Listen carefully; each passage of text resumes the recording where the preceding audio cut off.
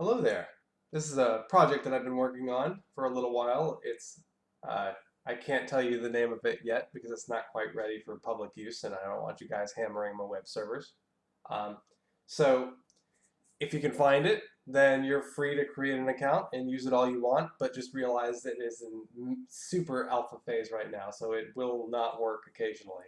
Um, However, it's technically the small part feature complete, but I'll go through a couple of things that you can do with this application.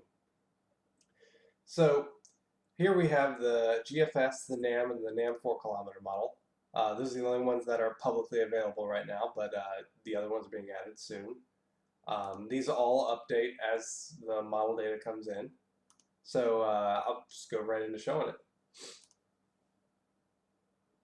So here I'll add the 500 millibar for the NAM model. And you can just loop through it. You can reverse it, stop it, take a look at the timestamp, and the timestamp will always be your local time. So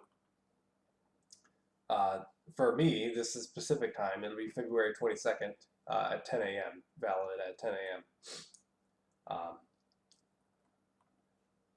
So I can expand this tab open again. Let's see, I want to overlay 250 millibar ice attacks. I can loop through it.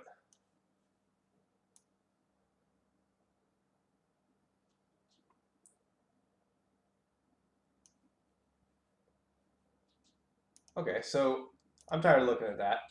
I want to take a look at the GFS. All right, great. I can overlay 500 millibar heights, 250 millibar ice attacks, and loop it through.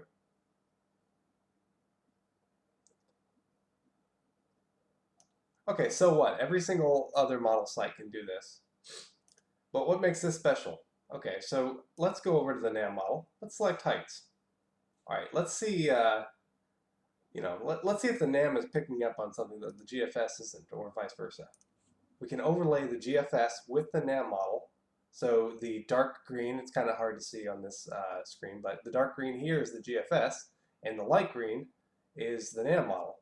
So you can loop it through and see where they differ. And they're in pretty good agreement, obviously.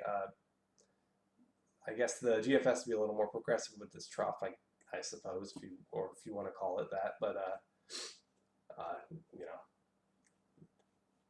pretty cool. So we can clear it again. We can go to a sub-region, and there's only 3 right now: USA, Washington, North Carolina. Those are regions that I've lived in, so I decided they were appropriate to do first. So here's Washington.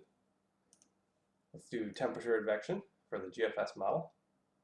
Oh, no data! It's obviously a bug.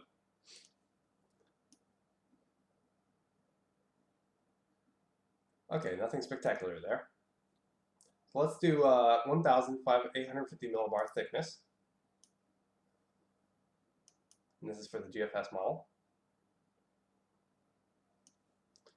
We can then overlay 500 millibar heights.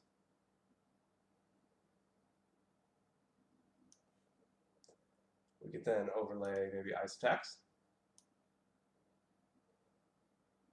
Just not super useful.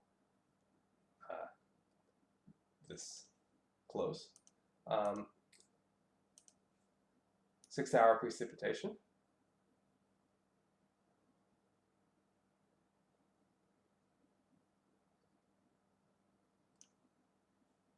And then at any time, you can look down here and see all your timestamps, your model variables, and when they're valid, and what color corresponds to what.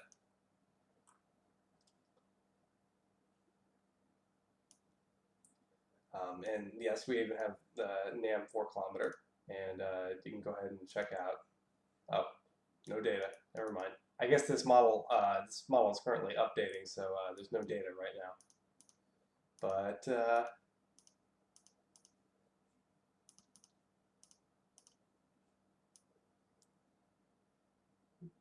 yeah. Anyways, the reason why I'm posting this video is that I'd appreciate some input.